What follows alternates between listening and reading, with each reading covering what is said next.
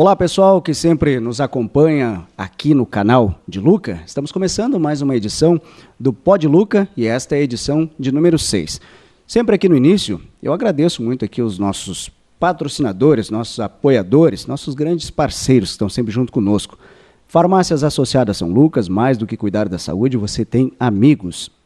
Também conosco, neste espaço maravilhoso que a gente grava aqui, Centro de Saúde Integral Riguê. E tem esse recado aqui, ó, você realiza atendimentos na área da saúde, bem-estar ou beleza e quer potencializar os seus rendimentos, o Riguê pode te auxiliar, diminuindo seus custos fixos com espaço de atendimento, sublocando a sala por turno ou hora avulsa. Então anote aí o telefone, é o 991950406. Conosco também a NetPau Telecom, líder em telecomunicações, planos de internet com até 1 GB, TV aberta e telefonia fixa. Entre em contato no 0800 643 1200. Muito obrigado aí ao pessoal que está junto conosco aí desde o início. E eu vou apresentar agora a nossa convidada da edição número 6, Bruna Rocha. Tudo bem, Bruna? Muito obrigado por estar conosco aí neste Pod Luca, na edição de número 6. Eu que agradeço, muito obrigada pelo convite, é uma honra estar aqui, principalmente falando de um assunto que eu gosto tanto. E tamo junto, vamos lá. E que é um assunto que precisa cada vez mais de visibilidade, Bruna, em pleno século XXI, que coisa incrível, que são as mulheres, né? Exatamente. Olha só, muito bem.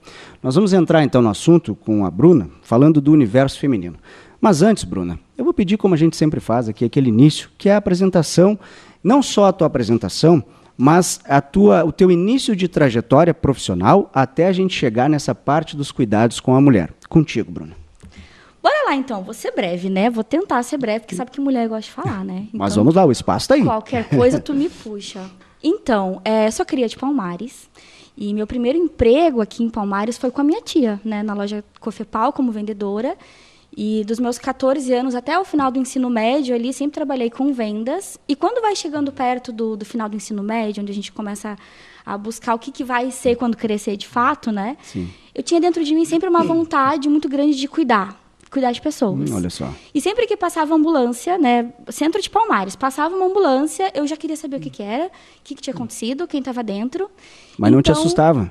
Jamais. Era o contrário. Porque às vezes a pessoa ouve, né? A ambulância faz justamente ao contrário, se assusta. Metida, era curiosidade. Eu queria estar lá, saber o que aconteceu, o que houve, como faz, né? Isso. E aí, quando eu saio do ensino médio, eu não tinha condições de pagar uma faculdade, enfim, comprar um curso de formação, de graduação. Então, eu fui para o técnico de enfermagem. E aí, no técnico de enfermagem, eu fiz ali os meus 18 anos. Logo em seguida, eu já fui contratada pelo hospital aqui de Palmares. E eu atuei como técnica até os meus 25 anos, mais ou menos. Até ali meado de 2013, finalzinho de 2013. No Hospital de Palmares? No Hospital de Palmares. E aí, nesse tempo, surgiu o concurso da Prefeitura de Osório, que era uma das prefeituras que mais pagavam para o técnico na região. Sim. Um salário realmente muito bom. E como, né, concurseira também, sempre fazendo provas, me inscrevi, né, no concurso de Osório. Eram 8 vagas, eu tirei o 8º lugar, então era certo que eu seria chamada. Sim. E aí, finalzinho de 2013, eu saí do hospital e aguardei ser chamada na Prefeitura de Osório. E nesse meio tempo, sabendo, né, que eu seria concursada, que teria uma renda fixa, eu me inscrevi para o vestibular de biomedicina, a primeira turma de biomedicina na Unicenec. Antigamente ainda era Facos. E tu já tinha te interrompendo, mas já que Claro. tu falou nessa questão, tu já pensava na biomedicina ou foi algo que foi ali naquele momento? Eu não sabia nem o que se tratava, olha só. né? Porque quando eu atuei durante esses anos com o técnico de enfermagem, eu já era muito feliz fazendo os cuidados Sim. na área técnica. E a gente sabe que investimento de uma graduação é muito investimento de Sim, tempo, verdade. de grana. Sim. Eu pensei, cara, eu já sou feliz no técnico de enfermagem, eu não ficaria mais 5 anos para ser uma enfermeira, né? E aí eu vi biomedicina, o que é isso? O que se trata? Foi quando eu vi que era na parte de diagnóstico, né? Entender o universo do organismo humano, como que ele funciona na sua integralidade e o que acontece quando ele deixa de funcionar corretamente. Sim. Aí vem a doença. Cara, é isso. Eu quero aprender como que o organismo humano funciona. Nós temos inúmeros sistemas funcionando simultaneamente. Sim. E eu pensei, eu quero aprender. E aí eu fui para a faculdade, fiz vestibular e fui chamada na universidade e na prefeitura na mesma época. Ah, sim. Então, em 2020, eu me graduei E logo em seguida veio a pandemia, então Sim, eu verdade. acabei não usando a minha graduação, né? Sim. Foi uma loucura, todo mundo sabe, linha de frente, testagem, depois veio vacinação em massa. Cada vez mais precisando dos profissionais, né? Que já estava uma defasagem, até vamos dizer assim, em função do que estava acontecendo. Foi uma né? loucura, Sim. então eu deixei a minha graduação, né, de lado, a gente não sabia o que... Ninguém nunca tinha ensinado a gente a enfrentar Sim. uma pandemia, É a gente verdade. aprendeu todo mundo junto.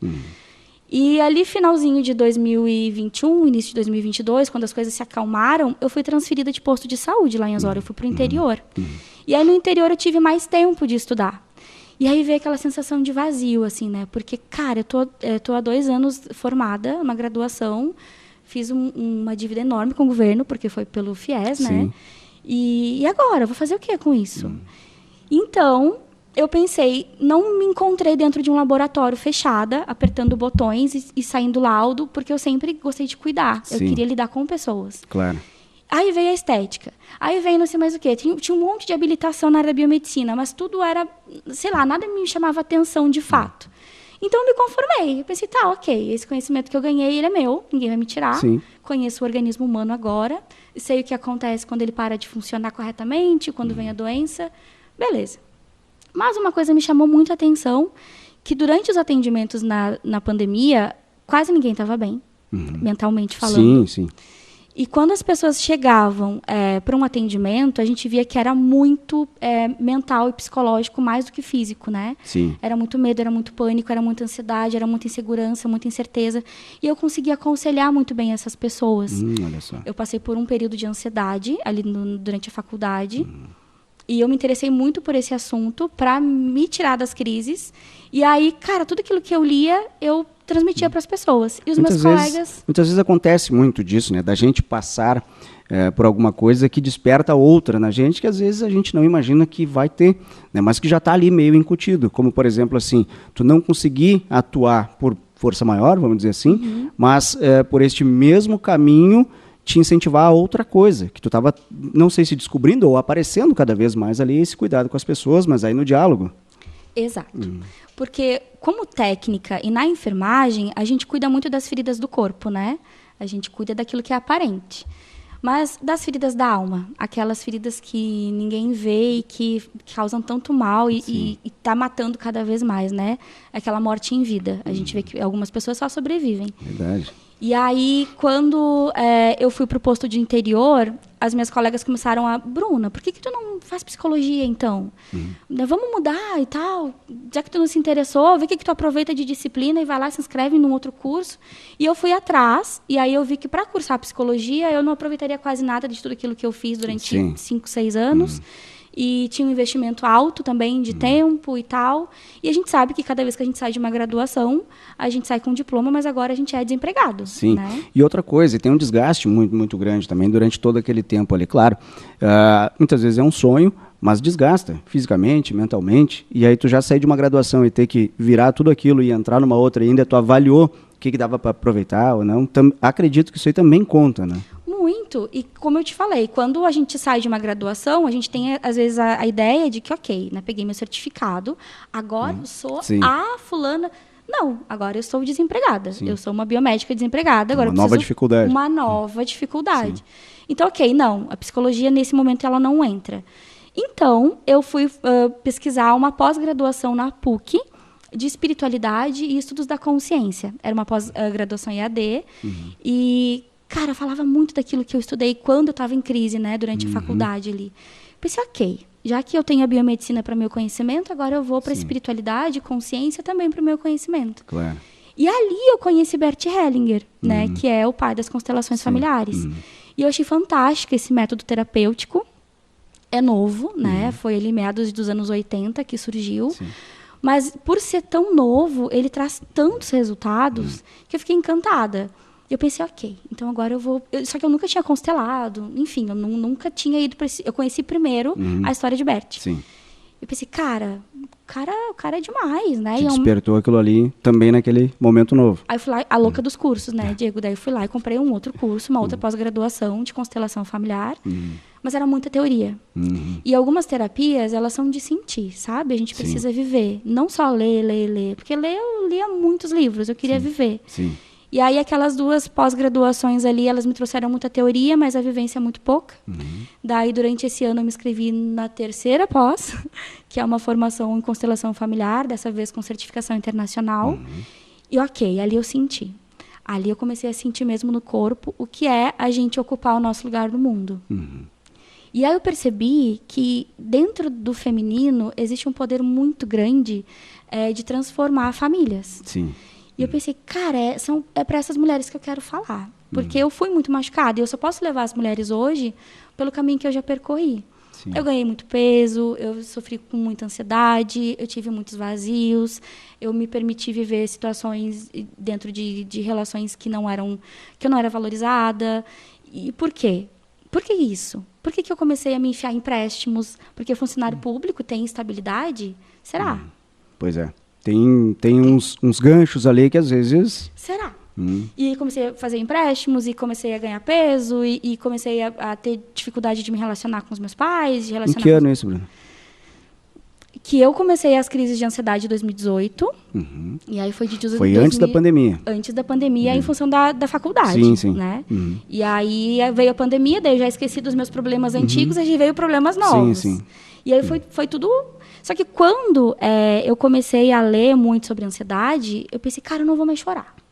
Não vou mais chorar, né? Eu já chorei demais, eu acordava desfigurada. Era uma sensação de vazio, que eu tinha tudo dentro de casa, né? Concursada. Eu morava sozinha nessa época. Concursada.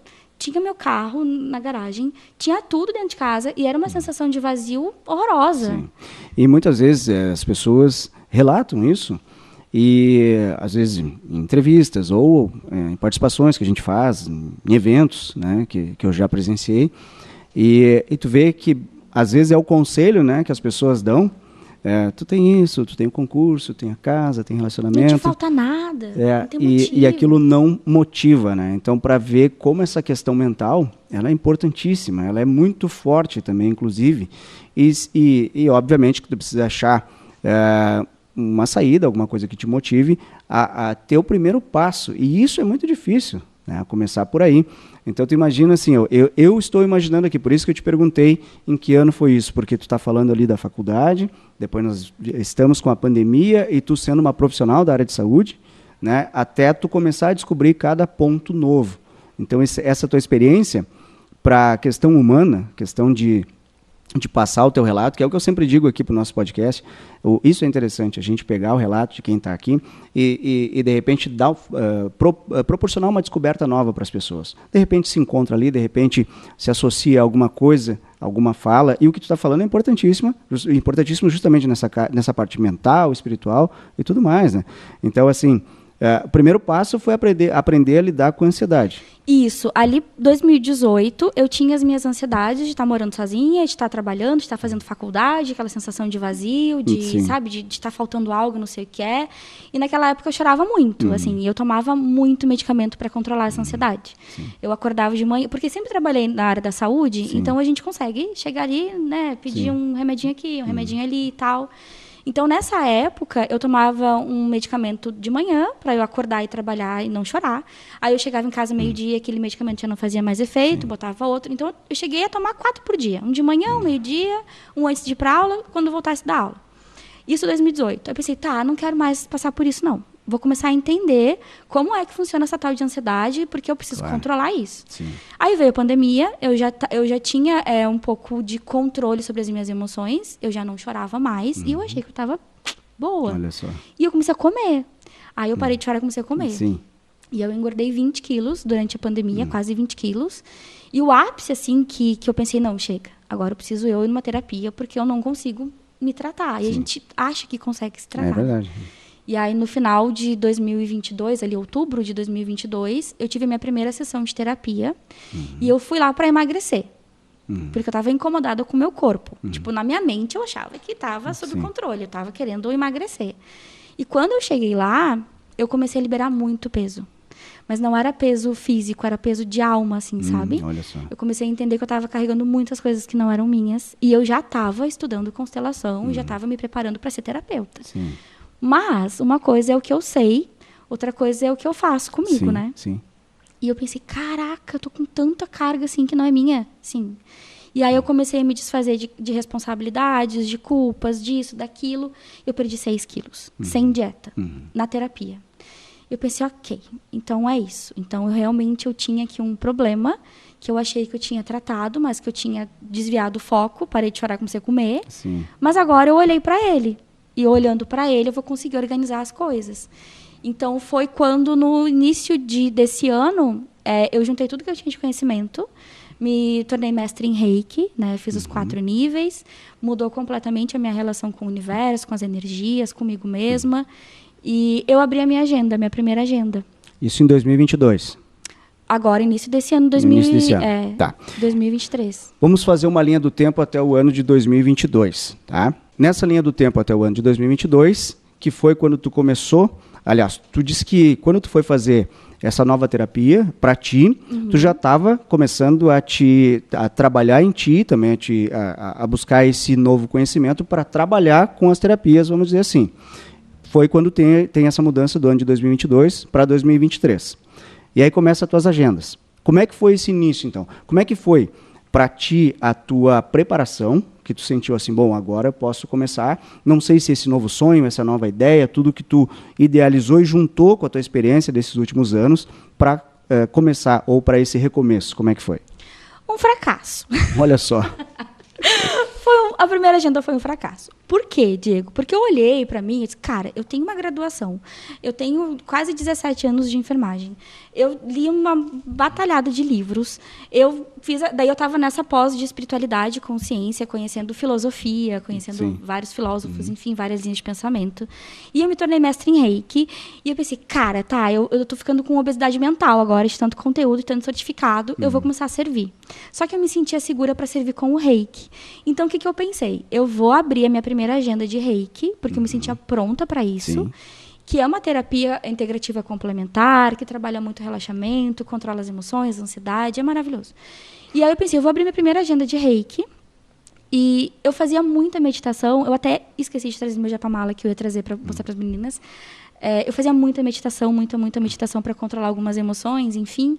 E aí eu pensei, cara, eu vou abrir uma agenda de Reiki e eu vou produzir alguns japamalas, que é um colar de meditação, e quem me chamar para marcar comigo, eu vou dar um presente, que eu queria retribuir a minha primeira agenda, vai ser um marco. Vou abrir a agenda de Reiki, eu vou produzir japamala e vou dar de presente para essas pessoas como gratidão da minha primeira agenda. 2023 vai ser o meu ano. Abri a agenda de Reiki ali para de janeiro para fevereiro, nada.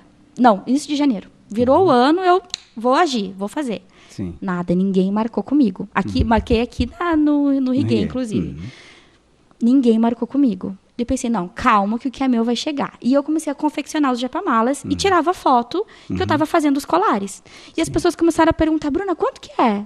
Quanto que é? Antes de tu falar dessa parte, explica um pouquinho de qual cultura é o japamala.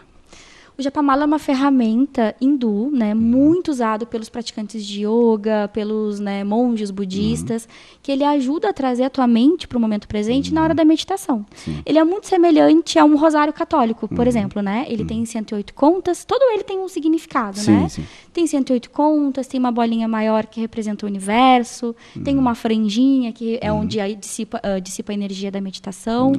Então ele é usado basicamente, é uma ferramenta para trazer a tua mente para o momento presente na hora de meditar, na hora de orar, de se concentrar.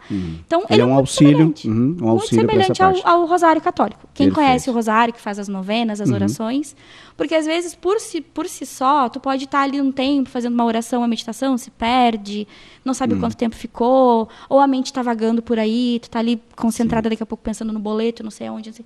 Então, tendo uma ferramenta na tua mão, cada vez que tu passa uma bolinha, tu sabe que tu tem que voltar pro aqui e pro agora. E isso me ajudava muito. Sim. Bom, aí tu fizesse, né? Eu te interrompi, mas foi essa parte que tu começou a produzir e começou a publicar. Exato. E aí, Diego, a minha primeira agenda de Reiki não deu ninguém. Ninguém marcou nada. Só que as pessoas começaram a se interessar por essa ferramenta. Olha só. E eu já estava em mente que eu queria fazer essa minha segunda formação esse ano, mas era uma formação de R$15 mil. E eu não tinha esse investimento para esse ano, porque eu, como eu falei, né, funcionária pública, tem um monte de despesa, um monte de empréstimo, toda desorganizada. Eu pensei, mas eu preciso começar a atender. Porque se eu começar a atender e fazer uma renda extra com as terapias, eu vou conseguir fazer essa formação, R$ 15.000, né? E vou para São Paulo no final do ano e tal. Mas não tinha gente para agenda de reiki. Mas os japamalas começaram a vender. E eu fiz, para a região de Palmares e Capivari, em 45 dias, R$ 7.000 em cordão de meditação. Olha só. Eu não parava de vender. Eu não tinha nem tempo de atender com reiki. Sim. As pessoas me pediam, queriam. E cada vez que eu vinha final de semana, eu vinha com o carro cheio de cordão de meditação. E foi aí que me deu um start. Eu disse, a galera da minha região tá querendo se conectar. E a maioria era mulheres? Mulheres. Ou quase todas, praticamente? Quase todas. Os poucos que eu vendi para homens, as mulheres compraram para dar para seus maridos, enfim. Mas eram mulheres. Sim.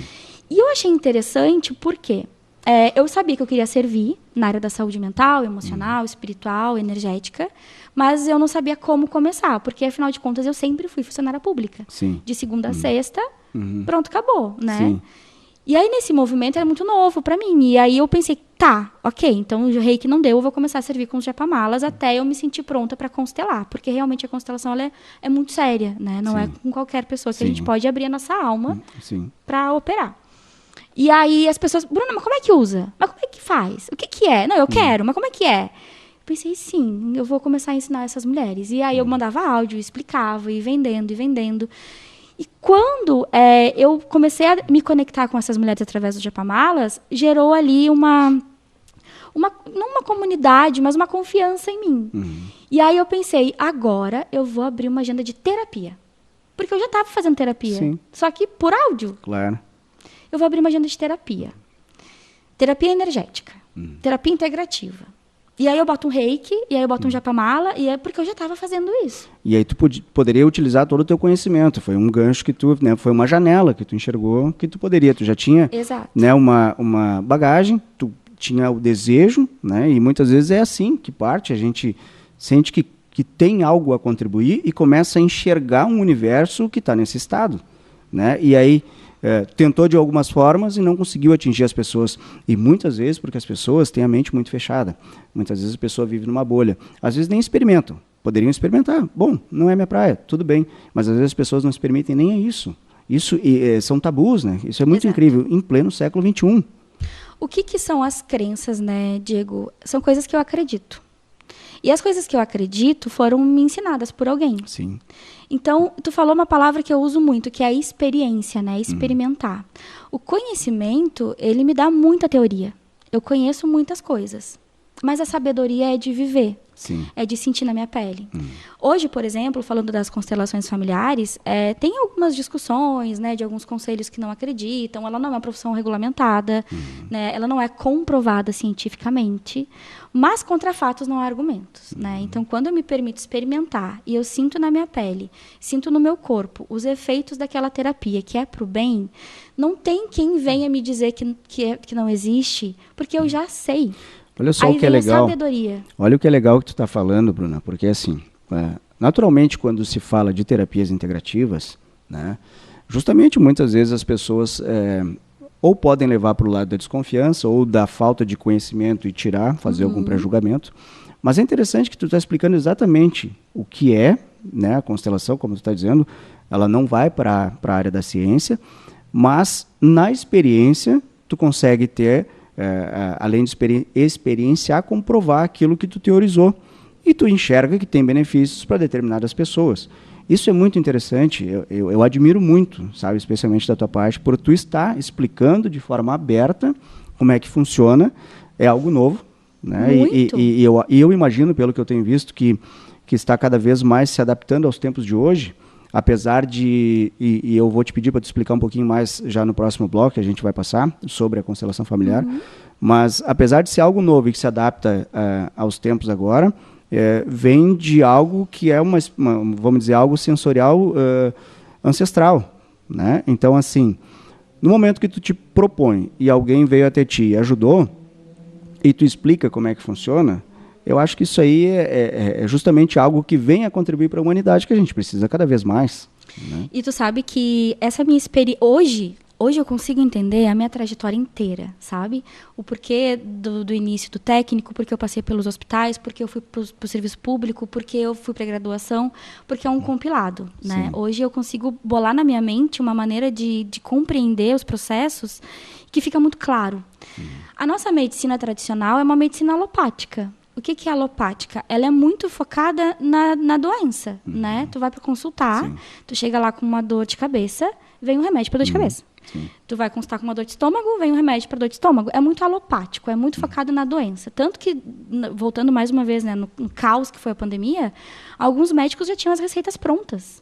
Né? Eram tantos atendimentos que a pessoa chegava com sintoma, tu já entregava, porque eram os mesmos sintomas para todo mundo. Claro. Só que daí entra agora a questão da homeopatia, que é quando a gente... E o integrativo, né? O que é o integrativo? A gente deixa de olhar para a doença e a gente começa a olhar para o doente. Porque qual é a causa dessa dor de cabeça que não passa? Que vem de tempo em tempo, que tu faz tomografia, faz radiografia, faz não sei o que lá, e não passa. Qual é a raiz desse problema? Né? Da onde que vem? E aí tu começa a olhar para o doente. Só que não é uma consulta de 15 minutos. Olhar para o doente é uma consulta de quase uma hora. É o inverso daí, né? É algo justamente que muitas vezes as pessoas estão precisando é desse olhar e também desse tempo, né? E no passado, quando tu falava para as pessoas fazerem terapia, tu já imaginava que a pessoa estava gravemente doente. E era um complemento, psiquiatra e terapia. Então surgiu um preconceito que só vai ter na terapia quem já está doente. Eu conversei isso com a Jordana justamente aqui, que além de ser psicóloga também tem este olhar, né, para a questão mental, espiritual, né, e a sensibilidade, justamente sobre o que também voltamos ao tabu, né, que se tinha antigamente. Não, se tu vai fazer uma terapia é porque ou tu está louco ou está gravemente doente, né? E hoje em dia, puxa vida, está aí ao alcance de todos, busquem, né? Porque é para melhorar o ser humano. Porque justamente esse olhar integrativo, que muitas vezes no SUS tu não vai encontrar, uma consulta de quase uma hora, tu pode ir lá. Tratar a tua urgência, tá com alguma coisa aguda, né? Tá com uma dor de cabeça muito aguda, muito forte, mas que é recorrente. Então, tu vai no SUS, trata aquela dor aguda, mas o terapeuta integrativo, ele talvez pode te dar esse suporte de olhar para ti e talvez a causa. Então, é um complemento. Quando a gente fala que são terapias complementares, né? No SUS, as terapias integrativas, elas são práticas. Práticas integrativas complementares de saúde, as PICs. Então, isso é tão real e tão eficaz que desde 2010 as PICs elas já entraram no SUS também, como um complemento. Mas é cultural. Talvez hoje, se tu for consultar com alguma dor e o médico não te dá um remédio, ele não te dá um exame, tu não sai satisfeito. Né? Precisa ter algo ali na mão, um comprimido, um negócio. Deus o livre, ele te mandar tomar um chá. É a crença, né? Mas, graças a Deus, as pessoas elas estão revertendo isso, né? A gente está conseguindo ver que elas já estão querendo, de forma natural, voltar ao equilíbrio do corpo. E é tudo muito novo, mas eu acredito, sim, que o SUS do futuro é um SUS holístico, que olha para o doente e não só para a doença. Perfeito. Bruna, vamos fazer um intervalinho, que a gente sempre faz aqui para deixar um recadinho para o pessoal que nos acompanha, os nossos internautas, telespectadores. Preste atenção no recadinho desses nossos apoiadores e o intervalo é rapidinho e já voltamos. Canal de Luca. Apoio.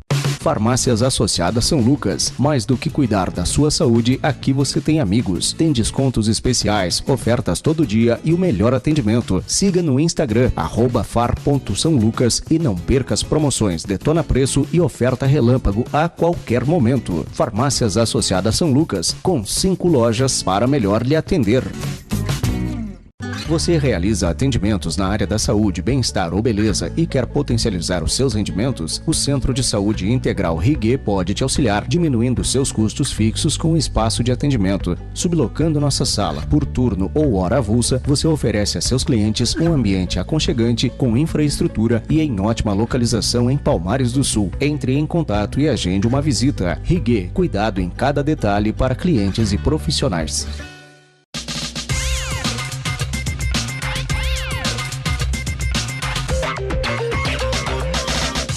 Muito bem, estamos de volta com a 6ª edição do Pod Luca, o podcast do De Luca, e nós estamos batendo um papo com a Bruna Rocha. Bruna, feita essa explicação do primeiro bloco, na verdade uma explanação, e aí nós estamos aqui no ano de 2023, que foi quando tu começou a ampliar e enxergar o universo feminino. E aí tu começou a trabalhar. mentalidade, consciência, sexualidade, espiritualidade e por tudo isso a prosperidade. E aí tu falou ali que tu pegou o gancho do Japamala, daquela maneira de chegar e criar, né, a terapia, a mentoria, inclusive Mulher que se Ama é o nome dela, né? Então, conta para nós esse início, essa experiência e como que foi a aceitação das mulheres, né, de entender, puxa vida, tem alguém que está oferecendo algo para nós e porque tu tinha enxergado esse universo feminino que tinha essa carência. Quando eu abri a minha agenda de terapia, que daí eu saí do reiki, que eu abri reiki não rolou. Aí comecei a vender os japamalas, comecei a explicar para as mulheres e elas começaram a compreender e tal. Eu pensei, cara, eu já estou fazendo terapia por áudio, então eu vou abrir uma agenda. Aí eu mudei o nome, eu abri uma agenda de terapia sistêmica, porque todo o conhecimento das constelações eu tenho e todo o resto também. Então, vou abrir uma agenda de terapia. Aí fluiu. Aí eu comecei a vir a Palmares, tirava férias da prefeitura, conseguia abrir a agenda durante a semana, e a agenda começou a encher, lotar. E aí, nesse movimento de prática, quando a gente sai da teoria e começa a ouvir, né, no 1 a 1, que a pessoa está te falando, e as dinâmicas e tal, eu percebi que as mulheres elas estavam muito fora do seu lugar. Né, muito cansadas, muito sobrecarregadas, muito perdidas, baixa autoestima, perdidas. Essa era a palavra. Chegava aqui e dizia, ok, qual é a tua dor? Qual é o teu problema hoje? Eu tô perdida, eu não sei, tô cansada, tô sobrecarregada. E sabe? E elas chegavam... Elas estão precisando de um direcionamento. Porque qual é a diferença do terapeuta, da terapia para a mentoria? A terapia é um acompanhamento, né? A intenção da terapia sistêmica não é ficar com a pessoa 1 ano, 2 anos, 3 anos, não é. É entender ali, eu sempre falo no meu atendimento, pelo menos 3 sessões de terapia, não de constelação, terapia. Porque a terapia é um acompanhamento, né? Tu vai me trazer tua maior dor, teu maior desafio. Então, naquele momento, a gente vai tentar achar na raiz, onde que começou o emaranhado. Eu te largo uma informação, tu vai para casa, digere. No segundo momento, tu vem e tu me traz, e a gente... Pelo menos 3 sessões. Mas não é uma terapia extensa, porque tu dá autonomia para a pessoa. Uma vez que ela entende como que funcionam os processos, como que ela vai lidar com o sistema familiar, e que a gente sempre vai ter problema. Sim. A gente sempre vai ter Sim, problema. é algo natural, né? Cada vez que acontecer um problema, tu vai querer fazer uma terapia? Não. Precisa entender como é o fluxo da vida. Aí começou a fluir, e eu pensei, ok, eu estou acompanhando algumas mulheres, mas muitas precisam de direcionamento. O que é um direcionamento? Eu compilei tudo que eu tinha de conhecimento e também de vivência comigo mesma e tudo que eu já tinha vivido de mentorias, porque nesse processo eu estava sendo mentorada de algumas mulheres. Eu vou compilar isso e eu vou bolar um pacote. Eu vou direcionar. A mentoria ela tem 6 encontros com temas pré-definidos. Nesse primeiro momento, ela é individual. Então, são 6 encontros individual por um valor X. Eu abri poucas vagas e tinha um tema específico. Primeiro, a gente ia entender do que a gente é feita. Como é que tu quer já prosperar e melhorar teu relacionamento se tu nem sabe do que tu é feita? O que tu carrega no teu sangue? Então, a gente, no primeiro momento, trabalha a ancestralidade, do que a gente é feita. Depois, a gente começa a ver o que a gente carrega de crença que não é nossa, que não faz mais sentido. Depois, tu começa a assumir o controle. Né? Qual é o modelo de mulher que tu se imagina, que tu gostaria de ter? Então, eles são assuntos pré-definidos, mas sempre de forma individual, 6 encontros. Terminou esse encontro, eu direcionei. Agora tu vai. E aí eu sempre abro, se precisar de um acompanhamento, é terapia. Se tu quiser um direcionamento, é a mentoria. Porque eu só posso levar as mulheres por onde eu caminhei. E aí fluiu muito, porque eu já estava... É uma trajetória pequena, eu não fiz 1 ano de agenda ainda, né? E esses dias eu estava vendo tudo que eu já atendi, já acompanhei de mulheres. Só de Japamala, nesses meses, foram mais de 300. Só de mulheres em consultório foram mais de 100. A minha primeira mentoria, eu abri 10 vagas e eu fechei as 10 vagas em 2 dias. De abrir o carrinho, foi às 10 e fechei. Só que nesse meio tempo, eram as minhas primeiras vezes. E eu estava quebrando muitas bolhas, estourando muitas bolhas minhas, né? Porque a gente sempre ouve, não, as pessoas não pagam isso. As pessoas não têm dinheiro. Não, tá muito caro. Não sei o que lá. E vira uma crença. Eu pensei, mas, gente, as pessoas estão investindo tanto em coisas externas. A gente está vendo que estão cada vez mais fazendo procedimento estético, cada vez mais comprando roupa, cada vez mais indo a lugares para preencher vazios fora. Será que elas não conseguem organizar dentro antes? Sim. E aí eu fui lá e abri as vagas, e como eu falei, em 2 dias. E tudo isso, Diego, o meu público é Palmares e Capivari. Eu estou no digital, né, moro em Osório, tenho muitos conhecidos em Capão, Xangri-Lá, enfim, pelo litoral. Mas quem me chama para cá são essas mulheres. Olha só. Eu pensei, então tá, então vou servir elas, né? Porque Claro. eu sei que na nossa comunidade a gente tem muitas crenças dos nossos pais, Sem dúvida. dos nossos antepassados, e muitas vezes a gente sente que tem potência para avançar, para fazer acontecer, mas não tem força. Tu vê assim, ó, tu tá falando de uma questão que eu trabalho muito na parte da filosofia e as duas coisas casam. Porque assim, ó, quando que nós somos ensinados a pensar? É o que diz a filosofia. E aí tu tá falando da questão sistêmica das crenças. A gente nasce, né, um papel em branco, né, isso de um ponto de vista. Pode ser que tenha outro ponto de vista, mas até tu desenvolver a tua racionalidade, tu tem a crença justamente dos pais, como tu disseste, que já vem com os antepassados, tem as crenças de coleguinhas, depois de outros grupos que a gente entra, como por exemplo igreja, ou outros que a gente começa a entrar ali na fase infantil ainda, depois escola, trabalho, né? Então tudo isso tu vem com crenças e dificilmente te é incentivado a pensar por ti, a fazer a tua escolha, a tua busca. Quando tu vai fazer isso, te dá aquele baque porque tu entra em choque com o teu pensamento. E aí vem o que tu está dizendo, tu não trabalhou em ti, tu não investiu em ti. Né? Nós somos feitos de muitas informações, né? E isso dos outros, né? Isso que tu acabou de explicar é uma das aulas da mentoria, inclusive, né? Porque eu amo filosofia. O filósofo, ele faz muitas perguntas inteligentes. E eu gosto de perguntas inteligentes porque a gente vai lá e pensa numa resposta que talvez ninguém pensou ainda, né? Ou te fazer pensar de algo de uma maneira que tu não pensou também. Né? Amo filosofia, gosto mesmo. E quando a gente começa a pensar crença, primeiro, né? A gente nasce.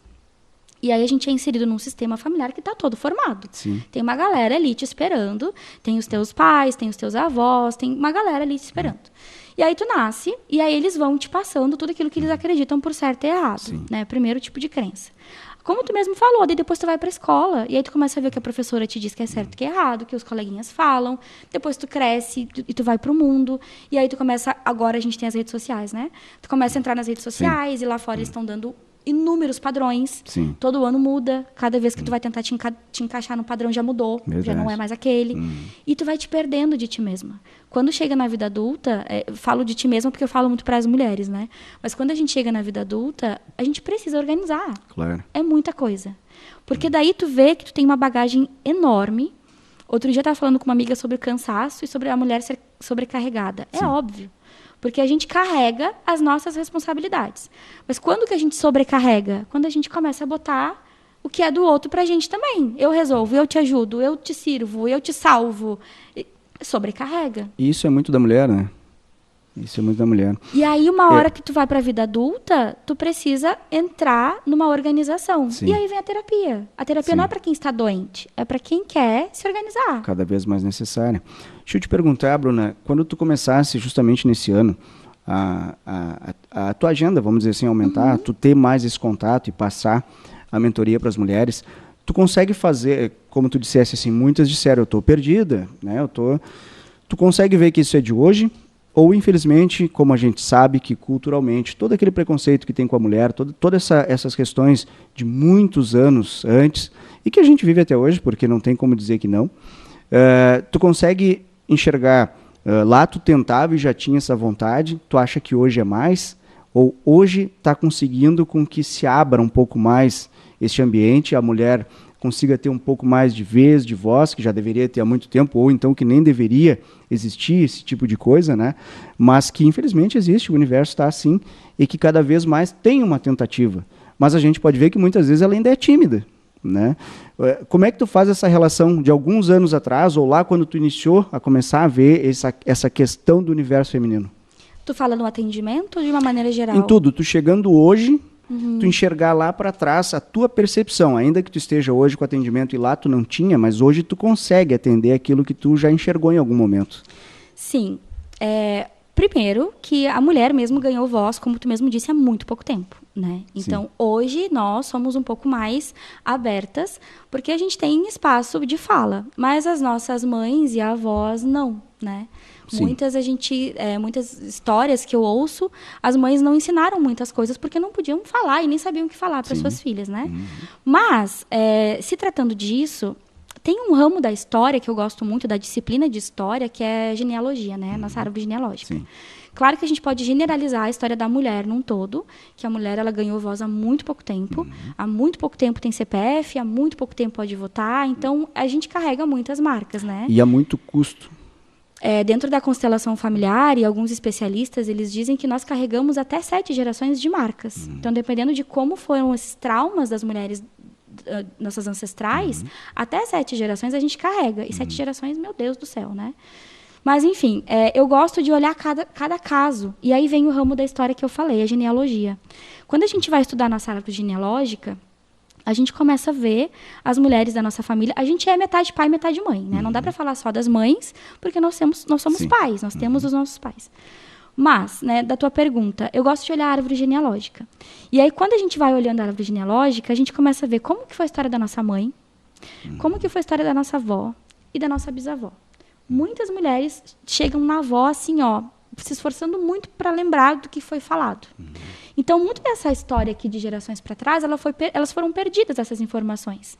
Mas tem um ramo da genealogia que foi ali descoberto nos anos 70 por uma francesa, que é a psicogenealogia. Nos diz que não só características genéticas a gente carrega dos ancestrais, mas também traumas e conflitos. E aí, quando a gente começa a ver genealogia, ok, minha árvore genealógica, eu carrego muitas informações, cor de pele, de olho, né? Meus avós eram do ramo do comércio, hoje eu sou do comércio, enfim, a gente consegue acreditar nisso porque a gente vê. Eram vendedores, eu sou vendedora, eram médicos, eu sou médica, eram advogados, eu sou advogado. A gente consegue ver, puxou, né?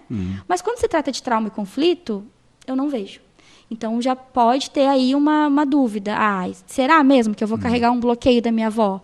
Será que eu vou carregar uma dor da minha bisavó? Mas quando tu vais a fundo estudando a história das mulheres da tua família, tu percebe que tu é muito mais leal do que livre. Hoje, tem mulheres que têm dificuldade de se relacionar, dificuldade financeira, o dinheiro até entra, mas ele sai, dificuldade de várias dificuldades, né? E quando tu vai estudando, tu vai vendo que tem muita lealdade ali. Tá sendo igual, tá repetindo. Depois a gente vai falar sobre as constelações e a visão sistêmica explica isso. Eu acho que até é um bom gancho, porque tu já está mais ou menos explicando, né? Então eu acho que já pegando essa parte de enxergar a questão da ancestralidade até 7 gerações, por exemplo, como tu estás, eu acho que é algo que a gente não imagina, não consegue... A gente nem sabe se não né? chega até essa informação até a gente, né? Então eu peço justamente que tu detalhe, que tu explique um pouco mais, porque com certeza no momento que tu está falando, o pessoal que está nos acompanhando já começa a despertar essa curiosidade de como é que é enxergar, de como é que é trabalhar isso e como que chega na mente da pessoa de hoje, né? Da mulher de hoje especialmente, Bruno. A constelação familiar, então, é um método terapêutico relativamente novo, né? Foi desenvolvido ali final dos anos 70, início dos anos 80, por um alemão, Bert Hellinger. Esse alemão, ele viveu ali entre o início da Segunda Guerra Mundial, ele tinha mais ou menos 12 anos de idade, e foi uma época muito catastrófica para o pessoal da Alemanha.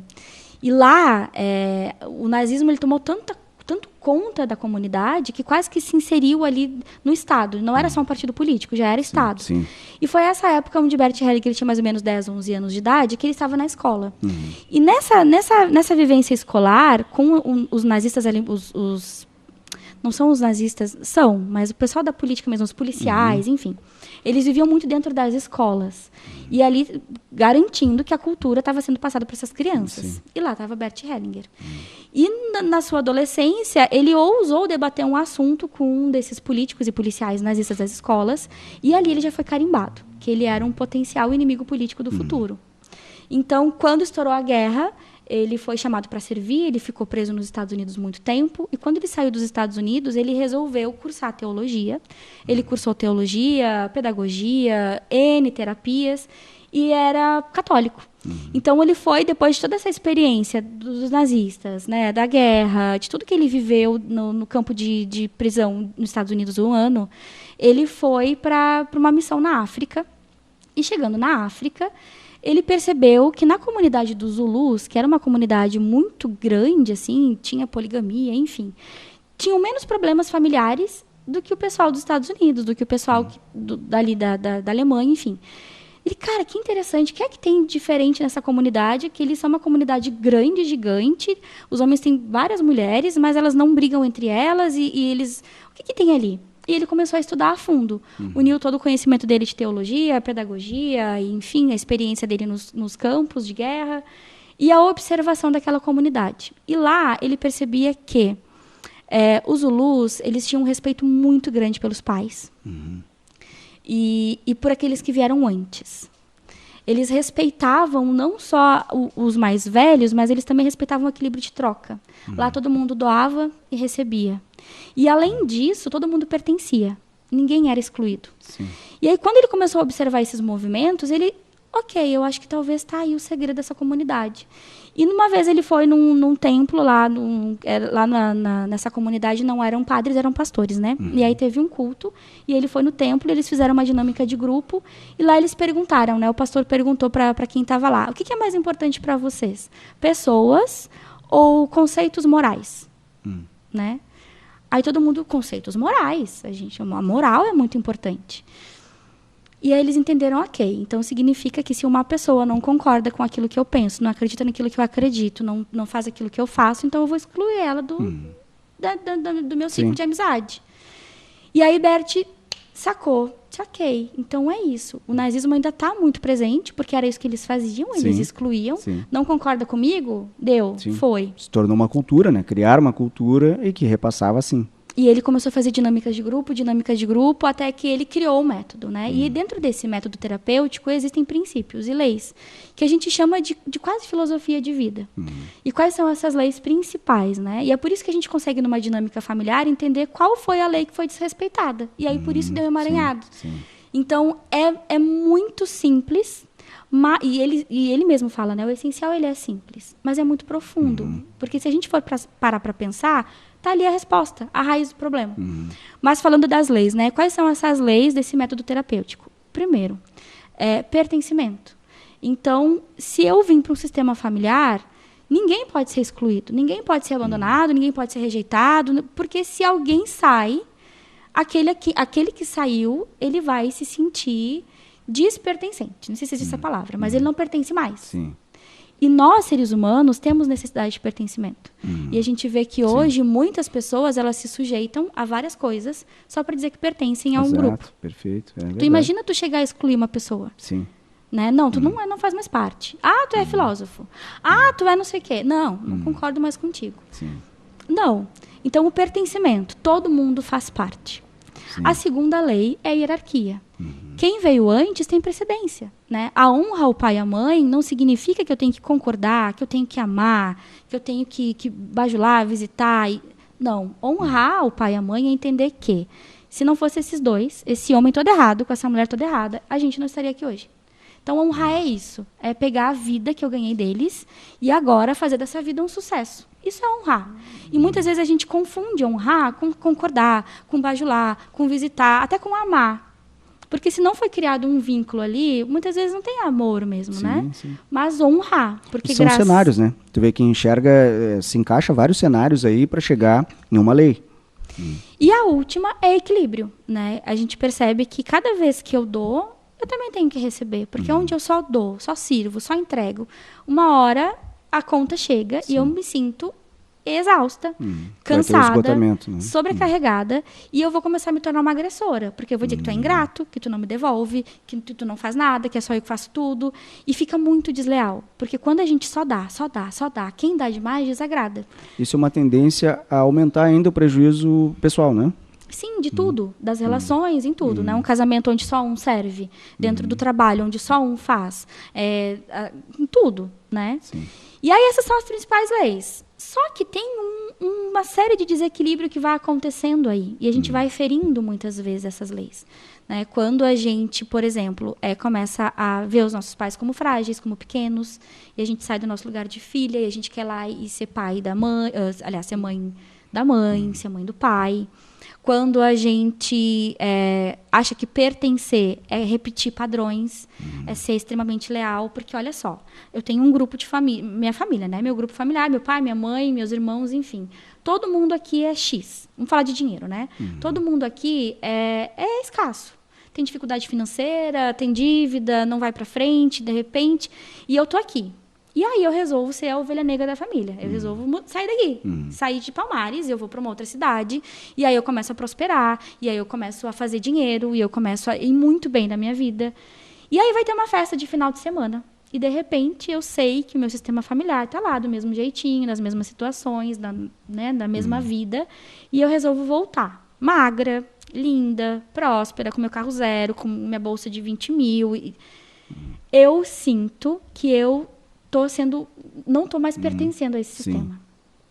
Eu sinto que eu não pertenço, que eu estou diferente deles e como que eu vou voltar agora dessa forma e eles estão assim, então é quase que eu prefiro não ter. É como se a pessoa que está voltando se sentisse culpada, vamos dizer assim. E tem um termo que a gente usa nas constelações, que é boa consciência e má consciência, né? O que é a boa consciência? É eu chegar e dizer, não, gente, isso aqui tudo não, isso aqui é parcelado, não, isso aqui é falso. Eu começo a me diminuir, né, para eu tentar me encaixar ali neles. Ou muitas vezes as mulheres dizem que o dinheiro, não fica. Eu faço dinheiro, mas o dinheiro sai. Por quê? Porque às vezes eu me desfaço do dinheiro. Sim. O dinheiro ele entra, mas como aqui todo mundo tem uma bolha X, todo mundo aqui é escasso, todo mundo aqui tem dificuldade financeira, eu vou dar jeito de me desfazer desse dinheiro que está entrando. Sim. Só que é uma coisa que é tão profunda e complica tanto a vida da gente que a gente não consegue pensar que a gente está sendo leal. E o que é a boa consciência e a má consciência? A má consciência é eu entender que, ok, agora eu vou fazer as minhas escolhas, agora eu vou para a vida, eu vou ter meu parceiro, minha parceira, vou construir minha família e agora vai ser do meu jeito. E aí não é que eu não estou pertencendo, eu não preciso ser igual. Eu posso parar de repetir esses padrões e ser diferente. Só que eu fico com a minha consciência leve ou pesada? Pesada. Sim. É a má consciência que a gente diz. Então tem um preço, né? Muitas vezes a gente percebe esses emaranhados. Quando o sistema familiar todo é de um jeito, por exemplo, as relações, né? Tu vê que as mulheres da família têm dificuldade de se relacionar, tu vê que os casamentos são falidos, tu vê que se tu vai sentar numa mesa num churrasco, é um falando do outro, é os casais discutindo. Como é que tu vai ter um relacionamento feliz, leve, saudável, se o teu sistema familiar não tem isso? Sim. Então, tu vai atrair para tua vida pessoas que vão te deixar ali naquele... Só que como é que muda, né? Pode perguntar, e como é que resolve isso? Primeiro, a gente, numa sessão de constelação, nós vamos tirar o nosso modelo mental de família e a gente vai colocar aqui. Através de bonecos, através de qualquer coisa que represente a tua família, ou também uma constelação em grupo com pessoas. Um grupo de pessoas, e aí aquelas pessoas estão ali dispostas a servir, e tu vai pedir, tu pode representar fulano? Pode representar ciclano? E tu vai montando aqui como se fosse o palco da tua vida. Como que tu enxerga hoje teu pai, tua mãe, o dinheiro e tal? Quando a pessoa monta essa estrutura dela familiar, eu sabendo das leis, eu consigo identificar onde é que está o emaranhado. Sim. E muitas vezes a gente percebe que as mulheres estão fora de lugar. Tu repete aquele cenário que tu consegue identificar aonde está causando o maior prejuízo para a pessoa, para a mulher especialmente. Tu consegue ver ali aonde está o problema, na raiz, onde está o erro, onde está o emaranhado. E a gente percebe que as mulheres estão fora de lugar. Ou elas estão extremamente leais às histórias das mães. Teve uma das minhas clientes que ela me falou que ela se sente muito culpada cada vez que ela ganha dinheiro. Não é nem fazer, ganha dinheiro. E porque a mãe dela passava muito trabalho. Tipo, a mãe dela não trabalhava, o pai dela sustentava a casa e eles tinham bastante dinheiro, mas cada vez que a mãe dela precisava comprar um negócio, comprar uma roupa, e não sei o que, ela tinha que pedir, implorar, e o marido ficava se fazendo e tal. Então, hoje ela se sente culpada de fazer dinheiro, de ter o dinheiro dela e de fazer as coisas dela e de ver que a mãe não tinha isso. Então, é quase que ela quer trocar de lugar. Né? Quase que eu quero trocar de lugar com a minha mãe porque eu não posso ser feliz. Olha só. Como que eu vou ser feliz se a minha como mãe não é? a mente humana, ou como, né, o ser humano se desenvolve em função de algo que o antepassado passou. E tudo isso, Diego, é inconsciente. São Claro. movimentos que a gente não tem consciência. Sim, Né? O sim. que é a consciência? É tu ter ativo na tua mente que tu está fazendo aquilo com intenção. Só que a gente tem, por exemplo, eu sempre falo que eu tenho 34 anos de vida, mas eu não tenho 34 anos de memória ativa. Então, hoje, eu tenho 5%, né? 5, 6% de consciência, de memória ativa. Mas o resto da minha história está armazenado em algum lugar. Eu não consigo me lembrar de coisas quando eu era muito pequena, mas não significa que eu não vivi. Sim. Eu só não me lembro. Mas em algum lugar está aqui dentro. Então, é muito complexo, né? Uma terapia, é por isso que eu digo que não é uma sessão. É Sim. um acompanhamento de pelo menos 3 sessões. Sim. Mas a principal dor, o que mais incomoda? Chega e traz o que mais incomoda. E aí, na constelação, tu vai montar aqui o teu modelo mental de família. Vai ser o ponto de partida. Tá respeitando a hierarquia? Tá equilibrado? Tu tá dando e tá recebendo?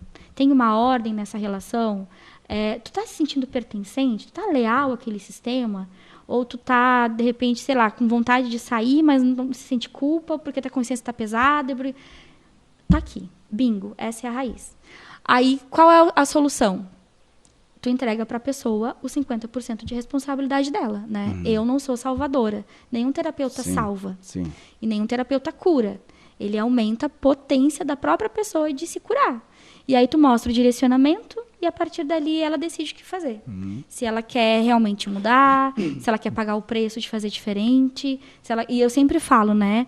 Isso é deixar o passado num bom lugar, assumir o controle da vida e agora construir o que eu quero para o meu futuro. Sim. Né? E tem funcionado muito. Porque... É uma forma até de provocar a pessoa, né? Porque muitas vezes a pessoa precisa também disso para poder ter o seu start dentro desse novo conhecimento que foi apresentado para a pessoa, né? E é uma terapia muito nova, né? E aí, como eu te falei, sempre que tem uma novidade, tem aquelas pessoas que compram ideia e que acreditam e aquelas que desacreditam, né? Sim. Como eu sempre digo, até os primeiros 2 louquinhos lá pegar um barco e resolver atravessar o oceano e ver o que tinha do outro lado, ninguém acreditava que tinha terra do outro lado. Sim. Né? Até o primeiro, eu gosto muito da história de Henry Ford, que até ele realmente desenvolveu o primeiro carro livre de cavalos, que funcionasse sozinho, chamavam ele de louco. Ele foi lá e construiu e fez. Sim. Então, tudo que é muito novo, realmente, até as pessoas se convencerem, demanda tempo.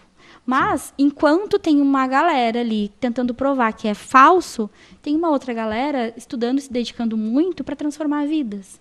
Então, eu me enquadro nessa, né, de transformar. Porque eu vejo pessoas entendendo os seus emaranhados e decidindo fazer diferente. Que legal. É isso. Muito bem. Agora nós vamos falar, para quem estiver nos acompanhando no futuro, como a gente diz aqui, nós estamos fazendo esta gravação no mês de novembro de 2023. Muito bem. E aí, tem um evento que vai acontecer aqui no município do nosso litoral norte do Rio Grande do Sul, que a Bruna também está desenvolvendo. Então a gente vai falar da data deste evento, mas que também serve justamente porque a Bruna procura fazer esta realização pensando também no universo feminino. Que vai ser então, Bruna, o Encontro Mulheres que se Amam e Inspiram, né? Fala um pouquinho do evento então, como é que vai ser? Quando eu me deparei com a quantidade de mulheres que eu já tinha atendido na região, eu fiquei com muita vontade de fazer um encontro presencial, para que a gente realmente saia ali do 1 a 1 e que a gente se reúna, né, todas nós. E também de oferecer uma oportunidade para as mulheres viverem o que muitas estão vivendo nos municípios fora, que são encontros para falar sobre aquilo que ninguém fala, né? Sobre as dores da alma, as dificuldades do feminino, e para que a gente se junte não só para rir, para beber, mas para evoluir juntas, né? Então, o segundo encontro Mulheres que se Amam, por que é o segundo? Porque no inverno a gente fez um e deu muito certo, mas ele foi um evento pequeno, então agora a gente resolveu fazer um evento maior de final de ano. Ele tem o intuito mesmo de trazer essas vivências, O né? primeiro foi onde? Capivari, O primeiro também foi em Capivari. Capivari. Foi um oferecimento da Giandra. Ela cedeu o espaço da academia para que a gente se encontrasse presencialmente. E foi maravilhoso. Não foi nada muito combinado com antecedência. Foi de última hora e foi maravilhoso. E agora a gente resolveu fazer presencial para o maior número de pessoas. A previsão é 100 mulheres. E esse é o intuito, que a gente se una e que a gente consiga enxergar as dinâmicas que existem e que talvez ali, num movimento, a gente vire uma chave que está nos prendendo uma vida inteira, né? A gente vai trabalhar mentalidade, consciência, espiritualidade, sexualidade, relacionamento. Comigo nessa tá a Paula Lucas, que ela é coach do amor aqui em Palmares, terapeuta. E ela também tem um trabalho voltado para as mulheres, para relacionamento, para sexualidade. Então, é uma oportunidade muito legal para quem está assistindo no futuro. Foi sucesso. E a Foi gente sabe, sucesso. a nossa, assim que a gente posta, o compartilhamento ele é muito grande. Então, a gente pode, inclusive, para quem está assistindo antes, falar da data e tudo mais, como é que vai ser. Dia 18 de novembro, às 18 horas, no restaurante Seival, em Capivari do Sul. O segundo encontro, Mulheres que se Amam Inspiram. É um evento para as mulheres realmente deixarem o seu passado num bom lugar, assumirem o controle da própria vida e construir o futuro que merecem, para elas mesmas e para a família. Perfeito. Bruna, eu acho que a melhor maneira de te encontrar, te procurar no Instagram, seria isso, que ali tá os teus contatos, tudo? Exatamente, @BrunaRTerapeuta, tô por lá, pode me chamar, tem link na bio de agenda, cai direto no meu WhatsApp. É uma oportunidade de abrir para as mulheres essa chance de olhar para a vida delas com outro olhar e de organizar as coisas, porque uma vez que a gente organiza dentro, o externo também se organiza. Claro. Então, é uma oportunidade, é diferente? É diferente. É Muito novo? bem. É novo, mas é maravilhoso e transformador. Perfeito. Então, conversamos aqui com a Bruna Rocha no podcast, a edição número 6. Bruna, te agradeço muito por ter vindo aqui, por falar suas experiências, por ter essa disposição com a humanidade. Eu acho que é por aí que a gente pode tratar, e especialmente o universo feminino, que precisa deste olhar, ainda mais diante de tudo que tu conversou e contou aqui para nós e do que tu está te dispondo, como outras mulheres que também fazem essa tentativa, como a gente já falou aqui, né? Estamos no século XXI, queremos que cada vez tenha mais vez e voz e essa igualdade com as mulheres. Muito obrigado mesmo por bater esse papo conosco no Pod Luca. Gratidão. Obrigada. Muito bem, fechamos assim então a 6ª edição. Obrigado a todos que nos acompanham, pessoal aí que nem a gente diz, os nossos internautas telespectadores que acompanham a nossa programação aqui do canal de Luca. Até o próximo. Netpal Telecom, líder em telecomunicações, planos de internet com até 1 GB, TV aberta e telefonia fixa, central de monitoramento avançada, suporte técnico 24 horas e equipe técnica especializada. Cobertura nos municípios de Capivari do Sul, Palmares do Sul, Mostardas e Tavares. Não basta ser provedor, tem que ser o melhor. Entre em contato agora mesmo. Netpal Telecom.